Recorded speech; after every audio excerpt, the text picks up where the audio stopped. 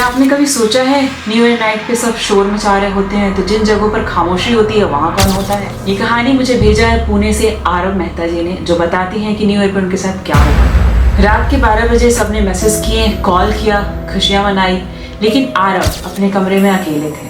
उन्होंने light of किया हुआ था, फोन साइलेंट किया हुआ था और फिर वो सो गए। अब यहाँ से कहानी अजीब हो जाती है। ठीक 3:07 और उनके फोन पर ऑटो रिकॉर्डिंग ऑन हो जाती है। ना कोई ऐप खुलता है, ना किसी ने फोन को छुआ। रिकॉर्डिंग करता है। ये सबसे डरावना हिस्सा है। कमरे की हल्की सी आवाज़, बिस्तर की चरमराहट और फिर बहुत पास से एक फुसफुसाहट। आरव, ध्यान दीजिएगा, आवाज आरव की नहीं थी, लेकिन नाम उनका। आरव ने कहा कि उस समय खिड़की बंद थी, दरवाजा अंदर से लॉक था और कमरे में कोई और नहीं था। फिर रिकॉर्डिंग में एक और लाइन सुनाई देती है, बहुत साफ, बिना किसी रुकावट के। मैं पिछले साल भी यही था और इस साल भी यही हूँ। अब सवाल ये है कि अगर कमरे में कोई नहीं था तो आरव का नाम किसने लिया?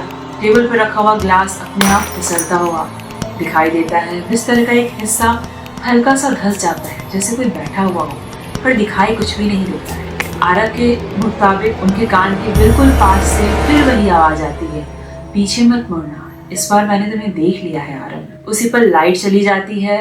रिकॉर्डिंग में आखिरी चीज मिलती है 3:10 तक और फिर एक लाइन जो आरव ने कभी बोला ही नहीं था, वो यही है। अब यहाँ सबसे बड़ा सवाल खड़ा होता है, क्या ये स्लिप रिकॉर्डिंग की गड़बड़ी थी, या फिर उनके कमरे में कोई था, या फिर वो चीज हर न्यू ईयर नाइट वापस आती है? कोई आज भी हर 3:07 न्यू ईयर नाइट को उनके फोन में एक नई रिकॉर्डिंग अपने आप सेव हो जाती है और हर बार नाम वही लिया जाता है, आरव।